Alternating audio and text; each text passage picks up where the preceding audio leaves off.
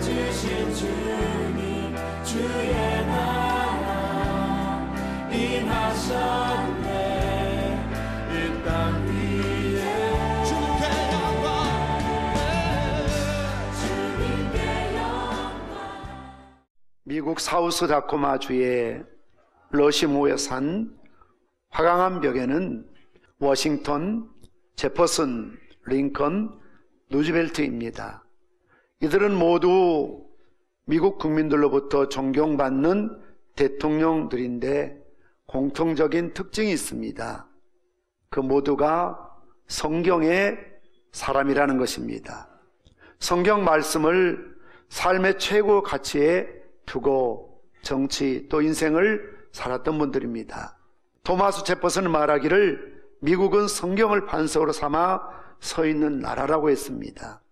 아브라함 링컨은 말하기를 성경은 하나님께서 주신 가장 귀한 선물이라고 말하면서 전쟁터에서도 성경을 즐겨 읽었다고 합니다. 데오도르 루즈벨트는 말하기를 어떤 방면에서 일하는 사람이든 그가 자기의 생을 참되게 살기를 원한다면 성경을 묵상하라 권하고 싶다라고 이야기를 했습니다.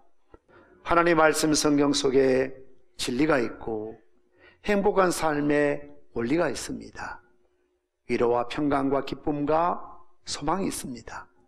하나님 말씀 성경 읽을 때에 하나님을 진정으로 알게 되고 내 자신이 누구인지 참으로 깨닫게 되고 내가 어떻게 살아야 될지 사명을 발견하게 될 줄 믿습니다. 바울은 아들과 같은 디모데에게 편지를 보내면서 디모데 3장 15절 말씀처럼 또 어려서부터 성경을 알았나니 성경은 능히 너로 하여금 그리스도 예수 안에 있는 믿음으로 말미암아 구원에 이르는 지혜가 있게 하느니라 라고 말씀하고 있습니다. 그렇습니다. 성경은 능히 너로 하여금 이 사역동사의 말씀으로 시작되고 있습니다. 성경의 하나님 말씀이 가장 능력 있는 말씀이라는 겁니다. 참으로 성경은 모든 책 가운데 책이요 으뜸의 책인 것입니다.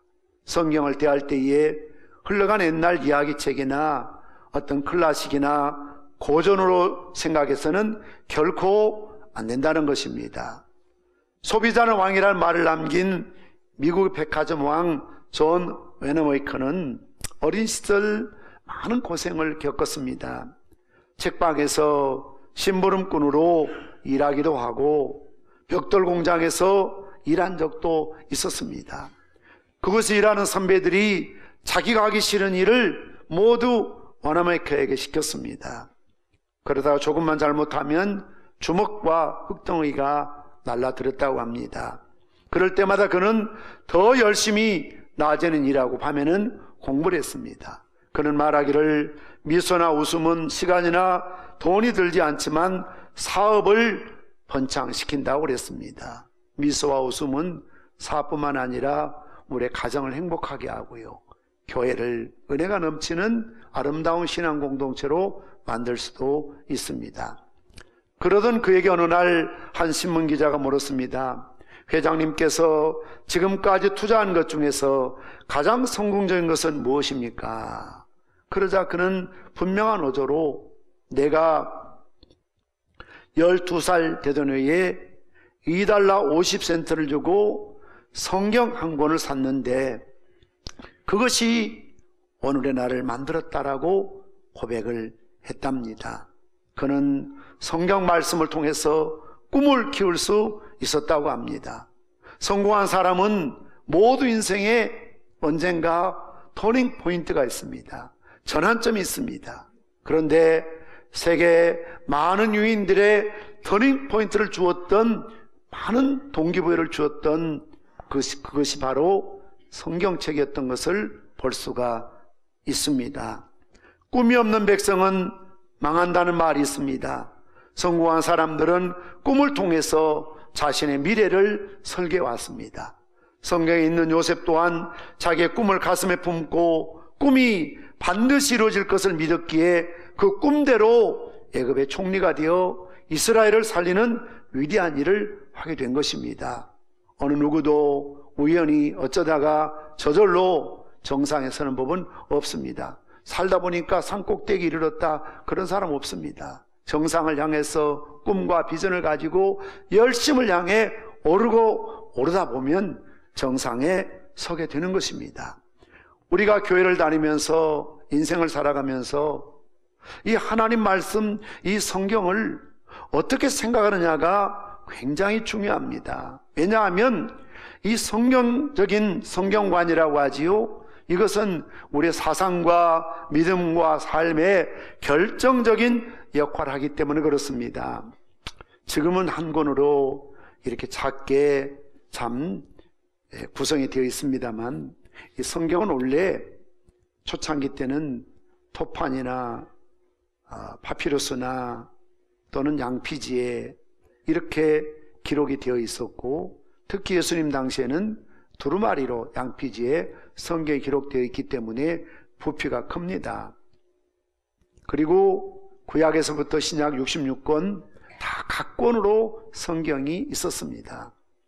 그리고 창세기부터 요한계시록까지는 무려 1600년의 긴 세월 동안에 기록된 책입니다. 성경을 기록한 저자가 약 45명쯤 됩니다. 그 가운데 유대인들, 헬라인들도 있습니다. 그런데 여러분이 성경을 창세기부터 요한계시록까지, 우리 서영수 의원님께서는 대학 시절에 영어로 일독을 성경을 하셨다는 이야기를 들었습니다. 우리가 성경을 읽어보면 한 가지 분명한 것은 전혀 이질감이 없다는 겁니다. 마치 한 사람이 지은 것처럼 통일성을 갖고 있다는 것이죠. 그럴 수밖에 없는 것은, 오늘은 여러분들이 신학교에 오셨다 생각하시고 신학 강의를 좀 듣는다, 교리 신학, 조직 신학, 좀 딱딱한 성경 논의도 좀 듣는다고 생각을 하시길 바랍니다.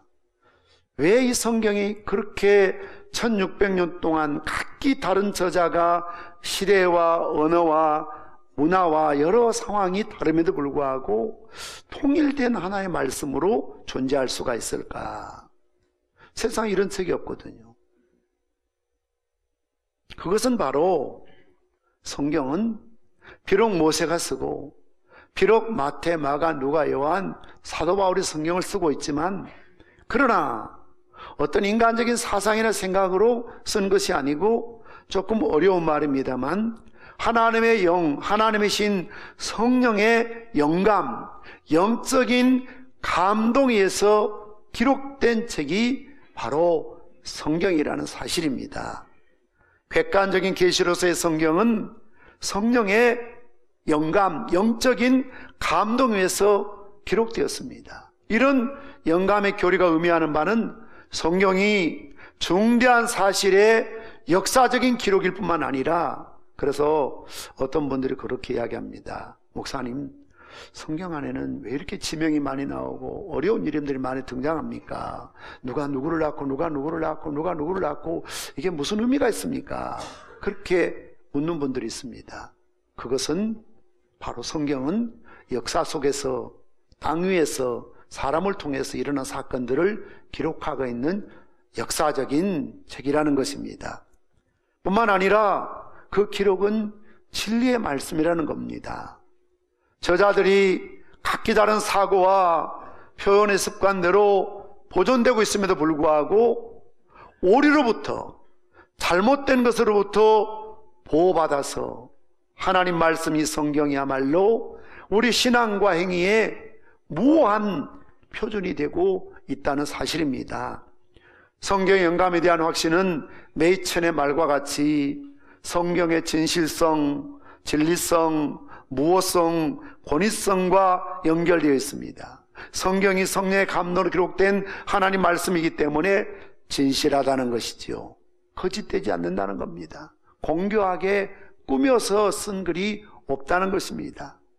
그렇기 때문에 진리성을 갖고 있고 무호성을 가지고 있고 하나님 말씀인 까닭에 절대적인 권위를 가지고 있는 것입니다.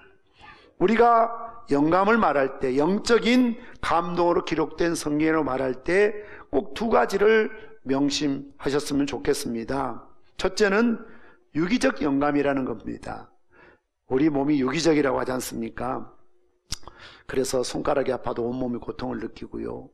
배만 고픈 것이 아니라 힘도 빠지고요. 그래서 모든 몸이 서로 연결되어 있어서 유기적으로 움직입니다. 교회를 그리스도의 몸이라는 것은 유기적이라는 거죠. 유기적이라는 말의 반대는 영감을 말할 때 기계적 영감이라고 합니다. 기계적 영감이라는 것은 마치 타이피스트가 누가 불러주는 대로 자기 사상도 생각도 감정도 느낌도 없이 그냥 쳐나가는 겁니다. 마치 대피를 해서 남의 글을 내가 써주는 것과 같습니다. 그렇게 기록된 성경이 아니고 유기적 영감이라는 것은 하나님께서 그 사람의 독특한 사상과 이념과 생각과 언어와 삶과 습관과 문화를 갖고 있지만, 그래서 우리가 성경 보면 마태복음, 마가복음, 누가복음, 요한복음이 각기 달라요. 물론 예수님에 관한 이야기를 쓰고 있음에도 불구하고 독특한 마태 신학이 있습니다. 예를 들면 그렇습니다.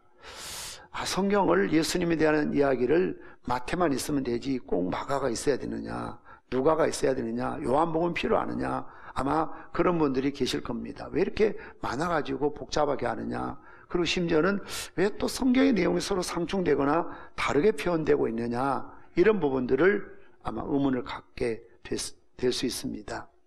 그런데 우리가 조금 신학을 알고 공부해 보면 마태는 예수님을 왕으로 묘사하고 있습니다. 왕 대신 예수님.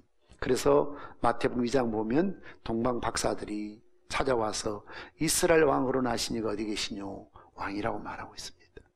반대로 마가복음은 예수님을 종, 소위 둘로서로 표현합니다. 서번트라는 거죠. 그래서 마가복음에는 예수님의 족보가 없습니다. 왜요? 종에게 무슨 족보가 의미가 있습니까? 하나님의 종으로 이 땅에 오신 예수님.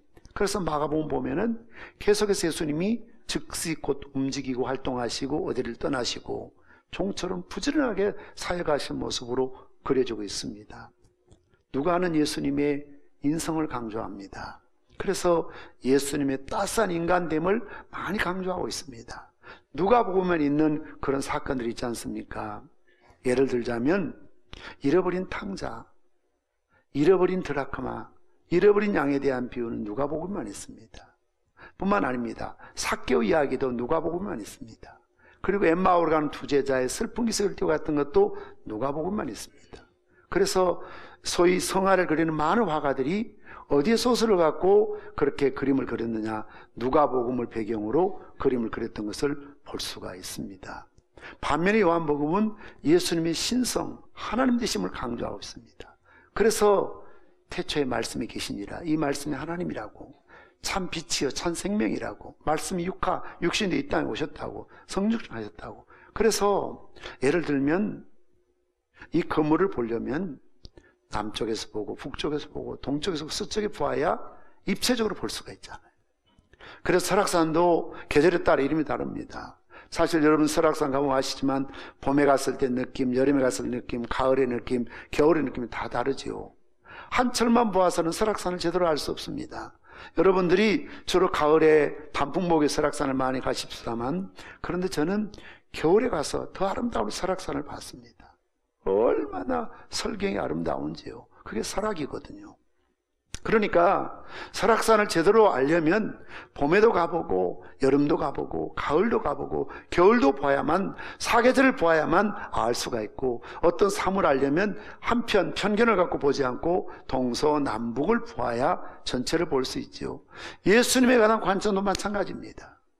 마태는 예수님을 왕으로, 마가는 예수님을 종으로, 누가는 예수님의 인성을, 요한은 예수님의 신성을. 그래서 마태, 마가, 누가, 요한이 있어야 예수님이 어떤 분인가를 정확하게 알 수 있기 때문에, 이처럼 마가의 신학이 있고 마태의 신학이 있고 누가 신학, 요한의 신학이 있음에도 불구하고 분명한 것은 성경은 성령의 감동으로 기록된 유기적인 영감 속에 기록된 말씀이라는 것이지요.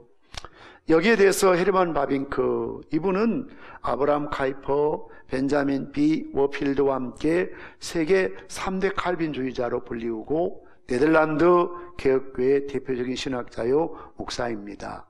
그분은 유기적인 영감을 강조했던 것을 볼 수가 있습니다. 여러분, 마가는 베드로의 제자입니다. 스승입니다. 그럼 스승에 대한 글을 쓸 때 좀 부끄러운 건 덮어주면 얼마나 좋습니까? 그러나 적나라하게 스승임에도 불구하고 베드로의 실수를, 예수님 부인했던 것을 적나라하게 기록하고 있습니다. 왜냐하면 이것은 위인전이 아니기 때문에 그렇습니다. 그래서 성경 읽다 보면 뭐 야사처럼 아주 야한 이야기들도 들어있잖아요. 그래서 초창기 우리나라 양반들은 성경 읽다고 던졌습니다. 이건 상놈들이 읽는 거지, 이걸 어떻게 양반이 읽을 수 있나. 근데 성경이 말하고자 하는 뭡니까? 인간은 모두가 허물이 있다는 겁니다. 실수가 있다는 겁니다. 그래서 구원자가 필요하다는 것을 계속해서 강조합니다. 아브라함도, 이삭도, 그리고 베드로도, 다윗 같은 사람도, 솔로몬 같은 영웅도 그들에게 약점이 있다. 인간은 완벽하지 못하다는 겁니다. 누군가가 도와주지 않으면, 구원해 주지 않으면 구원받을 수 없는 연약한 존재라는 것을 있는 그대로 다 이야기를 하지요. 그래서 성경에 보면은 누구에 대해서 어떤 걸 첨가하거나 빼거나 미화시키거나 그러지 않습니다. 그래서 우리가 성경 읽다 보면 몇 절 없음 그대로 나옵니다. 없다는 것은 없다고 표기합니다. 그리고 가끔 주의를 달면서 다른 사본에는 이렇게도 말하고 있음 정확하게 표시하고 있습니다. 따라서 성경을 기록한 저자들이 어떤 개인을 미화시키거나 자기 생각과 감정을 따라서 절대 성경을 기록하지 않았다는 것입니다. 하나님의 감동으로 있는 진실 그대로, 하나님의 뜻 그대로, 말씀 그대로 기록했던 것을 볼 수가 있습니다. 저는 이번에 창조과학 탐사를 다녀왔습니다. 그러면서 참 가슴속에 느낀 게 여러 가지가 있지만 오늘 제가 여러분들 꼭 드리고 싶은 말씀은 다시 한번 성경으로 돌아가야 되고 성경의 권위를 인정해야 된다는 것입니다. 우리가 보수신학, 개혁주의 신학이라고 말하면서 성경관이 왜곡되어서는 안 된다는 거죠. 2000년 전의 과거 이야기가 아니라 오늘도 성령의 역사로 말미암아 얼마든지 우리에게 이 말씀이 살아 움직여서 현재화된다는 것이죠. 하나님 말씀 살아있다는 것이죠. 혼과 영과 관절과 골서를 찔러 쪼개며 교훈과 책망과 바르게 하고 의롭게 교육하기에 유익한 말씀이라는 것이죠. 그러나 자유주의 신학을 비롯해서 일부 신학자들, 일부 목사님들 강단에서 이런 성경의 권위를 비판하고 파괴하는 자들이 얼마나 많이 있는지 모릅니다. 창조과학 탐사라는 것은 다시 한번 성경이 얼마나 과학적으로 입증되는가를 여러 현장과 이론과 공부를 통해서 연구할 수 있는 그런 기회가 되었습니다. 제가 느낀 건 그겁니다. 오늘날 우리 젊은이들이 얼마나 진화론에 선이 되어 있는가. 가설. 지금 미국에서는 진화론을 지금 철수하고 있습니다. 왜냐하면 1859년 찰스 다윈이 150년 전에 발표했을 때 지금 150년 동안 단 한 마리의 원숭이도 인간을 진화를 안 했습니다. 그리고 과학이 발달되고 의학이 발달될수록 전혀 원숭이와는 DNA가 다릅니다. 예를 들면 원숭이에게 없는 게 언어 DNA가 없습니다. 구간조도 가르치면 새들도 사람 따라서 굿모닝하고 아줌마, 아저씨 안녕하세요. 때려줬다 공산당. 옛날 제가 춘천에 육림공원 가니까 들어갈 때 깜짝 놀랐습니다. 처부수자 공산당, 초전 박살. 어디서 나는 소리야. 새를 훈련하니까 새가 꼭 사람 목소리처럼 그렇게 하더라니까요. 그런데 원숭이한테 아무리 아빠라고 한번 불러줘봐라. 아빠, 아빠. 아자도 안 나와요. 꽥꽥 고함은 지르지만 언어 구조가 없어요. 차라리 요즘은 인공심장이 있지만 옛날에 돼지 심장을 인간에게 이식게 하면 3년 산대요. 원숭이 심장을 이식했더니 3일 만에 일주일 만에 거부 반응으로 죽었습니다. 아니라는 겁니다. 우리 조상이 원숭이가 아닙니다. 여러분 어느 원숭이과에 속하세요? 어떤 원숭이가 여러분 조상이라고 생각 한번 해보세요. 얼마나 인간을 열등하게 만들고 무시하게 만들고 업신여기고 그래서 공산주의가 생겨난 거 아닙니까? 우리 인간은 하나님의 형상으로 지음받았습니다. 물론 이제 전문적인 설명은 제가 전문가가 아니기 때문에 좀 답답해도 좀 기다리십시오. 내년 11월 달에 이재만 선교사님 오시면 인종의 황색, 어떤 기원, 모든 이런 역사적인, 과학적인, 그리고 어떤 식물이나 동물이나 이런 모든 것에 대해서 정말 명쾌하게 설명하겠습니다만 제가 내린 결론은 그겁니다. 천지는 저절로 된 것이 아니고 깎여서 산이 되고 계곡이 되고 바다가 된 것이 아니고 하나님이 태초에 천지를 창조하신 이 창조 속에 노아 홍수는 가설이 아니고 동화가 아니고 전설이 아니고 역사 속에 전 세계에 거부할 수 없는 현실들을 갖고 있거든요. 그래서 다시 한번 정말 이 성경 하나님 말씀이 진리의 말씀이다. 이 말씀대로 우리가 믿고 순종하며 살아가야 될 줄 믿습니다. 박윤선 박사님은 하나님의 능력의 말씀 없이는 하나님의 능력은 말씀 없이 나타나는 법이 없다고 그랬습니다. 말틴 루터는 말하기를 하나님 말씀이 아니고는 영은 아무것도 아니다. 하나님 말씀은 생명을 가져오고 진리를 가져오고 의롭다움을 가져오고 기쁨을 가져오고 자유를 가져오고 덕을 가져오고 은총을 가져오고 영광을 가져오고 그 밖에 모든 선함을 가져온다고 그랬습니다. 성경은 안경입니다. 이 안경을 쓸 때 우리는 창조세계와 인간의 창조와 만물의 기원을 볼 수가 있고 하나님이 어떤 분인지를 알 수가 있고 인간의 주어진 궁극적인 구원이 무엇인가를 깨닫게 됩니다. 말씀의 고리 앞에 순종할 수 있습니다. 내 삶의 말씀대로 따르고 살아갈 수가 있게 되는 것입니다. 아무쪼록 우리 평상의 모든 성도 여러분들이 정말 다시 한번 66권의 말씀이 공교한 인간의 글이 아니고 소설이 아니고 만들어내는 작품이 아니고 하나님의 성령의 능력으로 기록된 유기적인 영감 속에서 완전 축자 영감으로 오류가 없도록 기록된 말씀, 생명의 말씀, 진리의 말씀, 따라서 가장 중요한 만물의 기원, 인류의 기원, 인간의 기원 또한 성경 창세기에 있는 말씀처럼 태초에 하나님이 천지를 창조하심으로 주어졌다는 사실을 믿으시기를 주님의 이름으로 축원합니다.